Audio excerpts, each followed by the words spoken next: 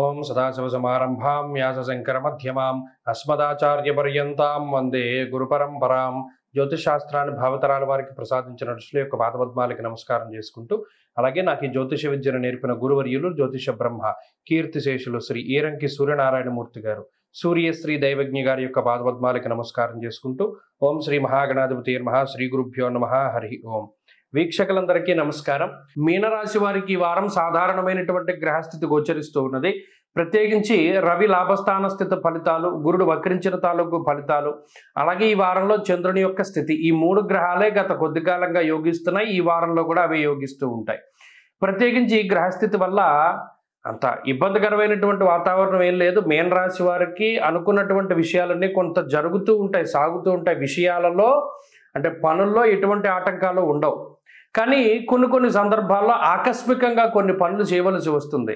అంటే అనుకోని విధంగా ఎవరో ఒకళ్ళు మన ఇంట్లోకి వచ్చి కొంతకాలం ఉండడం, లేదా అనుకోని విధంగా కొన్ని పనులు పూర్తి చేయవలసి రావడం, కష్టసాధ్యమైన పనులను తెలిసినప్పటికీ కొన్ని వాటిని మీరు ముందుకు తీసుకెళ్తూ ఉండడం ఇత్యాది విషయాలు అదనపు బాధ్యతలు, అదనపు బర్డెన్గా కనబడుతూ ఉన్నాయి. ప్రత్యేకించి చూడండి, ఈ శారీరకమైనటువంటి మార్పులు ఎక్కువగా వస్తూ ఉంటాయి. స్కిన్ డల్గా అవుతూ ఉండడం, అలాగే జుట్టు రాలిపోతూ ఉండడం, శరీరం బరువు పెరుగుతూ ఉండడం, అలాగే ఈ కళ్ళకి సంబంధించినటువంటి సమస్యలు రావడం, స్కిన్ ప్రాబ్లమ్స్ రావడం, డార్క్ సర్కిల్స్ రావడం, ఇవన్నీ కూడా ఏంటంటే ఈ గ్రహస్థితిలో భాగమే.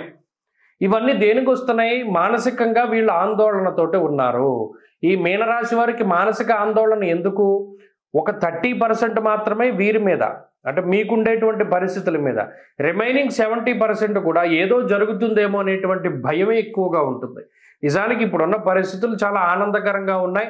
కొంచెం ఇబ్బంది ఉన్నప్పటికీ దాన్ని మీరు ఓవర్కమ్ చేయగలరు. కానీ ఏదో ఒక మనసులో పెట్టేసుకుని ఒక 70% ఎలా ఆలోచన చేస్తారంటే, ఏమో ఏదో ఉపద్రవం వచ్చేస్తుంది, ఏదో అయిపోతుంది అనేటువంటి భావనతోటి లేని వాటిని కొని తెచ్చుకుంటూ ఉంటారు.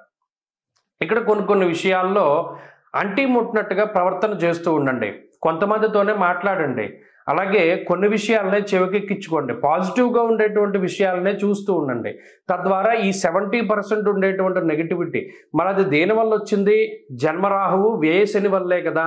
మానహానిర్మన క్లేశం కృష్యర్ భోజన పల్పస. పక్కవాడు మన గురించి ఎలా అనుకుంటున్నాడేమో, లేదా మన మీద ఈ ప్రచారం చేస్తున్నారేమో, కావాలని మనల్ని ఎలా అవాయిడ్ చేస్తున్నారేమో అనేటువంటి ఒక ఆలోచనలో మీలో ఎక్కువగా ఉంటే నిజానికి అవేమి జరగవు. కానీ ఇవన్నీ జరుగుతున్నాయి అనేటువంటి ధోరణి ఉంటుంది. ఎవడైనా నవ్వితే మనల్నే చూసి నవ్వుతున్నాడు, ఏం మనం బాలేమా అనేటువంటి ఆలోచనలు ఇలాంటివి ఎక్కువ వస్తూ ఉంటాయి. వాటి నుండి బయటపడడానికి ప్రయత్నం చేయండి.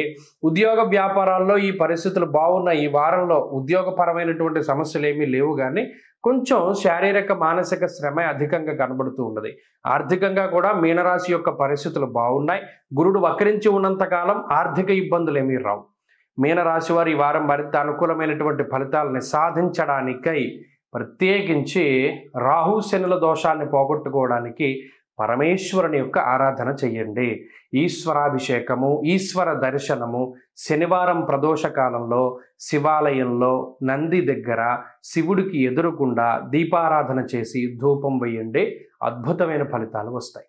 ఈ వారంలో కలిసొచ్చేటువంటి రోజు ఆదివారంగా చెప్పవచ్చును. అదృష్ట సంఖ్య 3, అదృష్ట వర్ణము ఎరుపు. స్వస్తి.